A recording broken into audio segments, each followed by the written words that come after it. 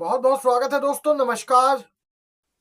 इस समय की ताजा बड़ी खबरें और मुख्य समाचारों को आपके लिए लेकर हाजिर हैं आपके अपने YouTube चैनल पर। दोस्तों, चैनल पर अगर आप नए हैं तो चैनल को सब्सक्राइब कीजिएगा, पास ही घंटे का आइकन होगा उसे जरूर दबाइएगा। चलिए दोस्तों, ताजा बड़ी खबरों से शुरुआत करते हैं। आप लोग भी वीडियो में साथ में बने रहिए। जी हाँ दोस्तों, कांग्रेस पार्टी के लिए आ रही है बहुत ही अच्छी खबर। आपको बताते चले, कांग्रेस पार्टी में घर वापसी के लिए नेताओं की लंबी लाइन।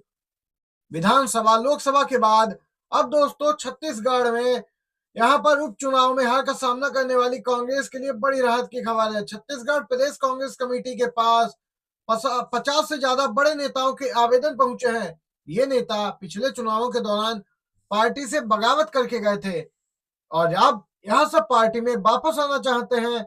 हालांकि नेताओं की घर वापसी ने पार्टी की परेशानी भी बढ़ा दी है। दोस्तों, आपको बताते चले, पार्टी छोड़ चुके नेताओं को वापस लाने के लिए बनी कमेटी की पहली बैठक दिल्ली में आयोजित की गई थी। बताया जा रहा है कि जिन नेताओं को पार्टी में वापस लिया जाना है उनका यहां पर विरोध हो रहा है।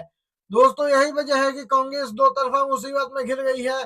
छत्तीसगढ़ में नगरीय निकाय चुनाव होने हैं। इसे देखते हुए पार्टी अपने संगठन को मजबूत करने में लगी है और इसके लिए जरूरी है कि पार्टी छोड़ चुके नेताओं को भी वापस लिया जाए। इसके लिए दोस्तों देख सकते हैं, कांग्रेस बागी नेताओं से बात कर रही है जिससे कि इन बागी नेता जो छोड़ के गए थे पार्टी, उनकी वापसी हो सके। बिहार के बीजेपी विधायक के बिगड़े बोल बोले, हारना पसंद करेंगे लेकिन मुस्लिम का वोट नहीं चाहिए। जी हाँ, भागलपुर के बिहेपुर विधानसभा से भाजपा विधायक इंजीनियर शैलेंद्र ने विवादित बयान देकर राजनीतिक गलियारों में खलबली मचा दी। 2025 में बिहार विधानसभा चुनाव होने हैं, वहीं अब उन्होंने मुस्लिमों को लेकर एक ऐसा बयान दिया है जिससे बीजेपी की मुश्किलें बढ़ सकती हैं। दोस्तों, मुसलमानों को लेकर उन्होंने बयान देते हुए कहा कि हम अपने बयान पर बिल्कुल अडिग हैं, इसमें गलत क्या है। बीजेपी विधायक ने कहा कि हम हारना पसंद करेंगे लेकिन मुस्लिम का वोट नहीं चाहिए। दोस्तों, आपको बताते चले, जनसंख्या के हिसाब से यहाँ पर मुस्लिमों की अच्छी खासी संख्या है बिहार में भी। दोस्तों, इस पूरे मामले पर जेडीयू भी बीजेपी का साथ देती नहीं दिख रही है। जेडीयू का अच्छा खासा वोट बैंक मुस्लिम क्षेत्रों से आता है, मुस्लिम बहुल इलाकों से आता है, जिसके चलते वह कोई रिस्क लेना नहीं चाहती है। इसीलिए बीजेपी विधायक के इन विवादित बयानों से वह दूरी बना रही है जेडीयू। दोस्तों, यहाँ पर बीजेपी से खटपट की खबरें हैं। सीएम नीतीश कुमार किसी भी समय बड़ा फैसला ले सकते हैं। दोस्तों, इसी के साथ अगली अपडेट आ रही है। जी हाँ दोस्तों, आपको बताते चले, पूर्व पीएम डॉक्टर मनमोहन सिंह के निधन के बाद से ही एक मांग लगातार जोर पकड़ रही है। उनके ऐतिहासिक और देश हित में किए गए कार्यों को लेकर दोस्तों तारीफ तो हो ही रही है।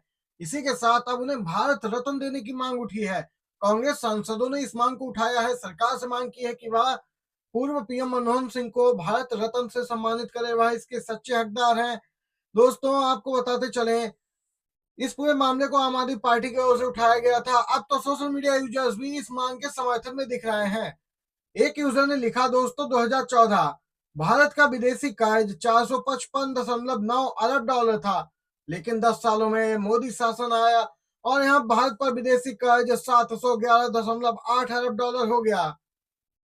यहाँ पर लोग तंज कसते लिख रहे हैं कि नए भारत के निर्माण के लिए कर्ज तो लेना ही पड़ेगा।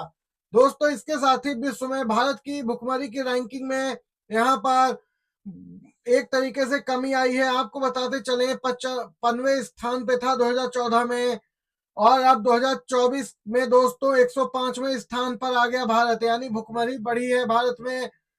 आपको दोस्तों बताते चले, संजय सिंह आप सांसद हैं, यहाँ पर मोदी सरकार पे हमलावर दिखे, बोले हैं मोदी जी बांग्लादेश को 2 लाख टन चावल भेज रहे हैं, कम से कम 2-4 बोरी चावल भक्तों के घर भी पहुंचा देते। यहाँ पर तंज कसा है संजय सिंह ने। 2024 में दोस्तों कई ऐसे घटनाक्रम देखने को मिले जिन्हें मोदी सरकार की काफी आलोचना हुई। तीसरे कार्यकाल के दौरान रुपए के लगातार गिरने से किसी की साख गिर जाने का चलन समाप्त हो गया क्या? जी हाँ, मनोज झा ने यहाँ पे तंज कसा, बोले कि डॉलर के मुकाबले रुपए की कीमत दिन पर दिन गिरती जा रही है, इस पर सरकार कोई जवाब क्यों नहीं देती, चुप्पी क्यों साध रखी है। आरबीआई के मुताबिक दोस्तों गोल्ड लोन के डिफॉल्टर के मामले 30% बढ़ गए हैं। इसका मतलब है देश में लोग गहने गिरवी रखकर कर्ज ले रहे हैं और वो कर्ज चुका नहीं पा रहे हैं। दोस्तों ये कर्ज घर चलाने, बच्चों की फीस, छोटी मोटी जरूरतों के लिए लेना पड़ रहा है लोगों को, क्योंकि लोगों के पास कमाई का जरिया नहीं है। यहाँ पर इस पूरे मामले को लेकर ये रिपोर्ट सामने आई है। मोदी सरकार बैकफुट पे दिखाई दे रही है। सरकार या बीजेपी पार्टी की ओर से कोई नहीं आ रहा आगे बयान देने के लिए। दोस्तों सी बोटे ने कराया एक सर्वे। बाबा साहब अम्बेडकर विवाद से किसको होगा दिल्ली चुनाव में फायदा, इंडिया या एनडीए, चौंका रहा है सर्वे। बाबा साहेब अम्बेडकर के कथित अपमान को लेकर सियासी घमासान थमने का नाम नहीं ले रहा। विपक्ष लगातार बीजेपी पर हमलावर है। विपक्ष अमित शाह के इस्तीफे की मांग उठा रहा। बीजेपी भी इस मुद्दे पर घिरती जा रही है, जवाब देते नहीं, वरना इस विवाद में राजनीतिक पार्टियां दलित वोटरों को साधने की कोशिश में लगी। हालांकि उन्हें इस विवाद से कितना फायदा हो सकता, ये जानने के लिए सी वोटर ने एक सर्वे किया। सी वोटर के सर्वे में चौंकाने वाले नतीजे आए। सर्वे के अनुसार इस विवाद से इंडिया ब्लॉक को एनडीए के मुकाबले ज्यादा फायदा मिलता दिख रहा है। हालांकि आपको बताते चले दोस्तों, 30.4% लोगों का मानना है कि इस विवाद से एनडीए को फायदा होगा, वहीं 31.3% लोगों ने माना कि इंडिया गठबंधन को फायदा होगा।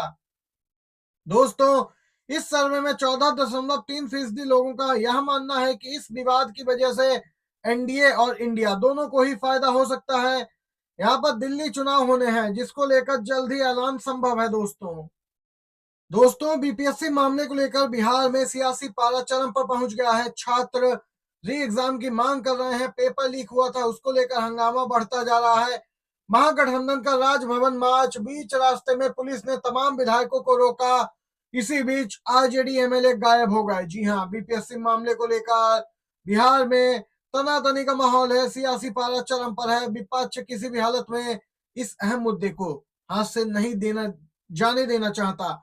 17वीं संयुक्त परीक्षा को फिर से कराने की मांग को लेकर अभ्यर्थियों के समर्थन में उतरे विभिन्न राजनीतिक दलों के नेता सियासी रोटी सेक रहे हैं, या तो कहें दोस्तों छात्रों का साथ दे रहे हैं। परीक्षा रद्द करने की मांग कर रहे अभ्यर्थियों को हुए लाठीचार्ज और वाटर कैनन के इस्तेमाल को लेकर माहौल गरमाया है। आरजेडी मुख्यमंत्री नीतीश कुमार के इस्तीफे की मांग कर रही। 2025 में बिहार विधानसभा के चुनाव होने हैं। उससे पहले दोस्तों इस मामले को लपकने में विपक्षी दलों ने जरा भी देर नहीं लगाई। इससे पहले मल्लिकार्जुन खड़गे भी छात्रों के समर्थन में बड़ी बात कह चुके हैं। अपनी इसी मांग को लेकर महागठबंधन के विधायक राज्यपाल को ज्ञापन देने के लिए निकले थे, लेकिन पुलिस ने बीच में ही रोक लिया। दोस्तों आपको बताते चले, आरजेडी के कई विधायक इस दौरान दिखे, लेकिन दोस्तों यहाँ पर आरजेडी एमएलए एक गायब ही हो गए। देख सकते हैं दोस्तों, बाद में पता लगा वह भीड़ में ही इधर उधर हो गए थे, जिसके चलते यहाँ पे काफी हड़कंप मचा रहा। ये ताजा बड़ी खबरें निकल के आई दोस्तों। Big breaking news. वीडियो अच्छा लगा हो लाइक कीजिएगा, शेयर कीजिएगा। आप सभी दोस्तों का धन्यवाद।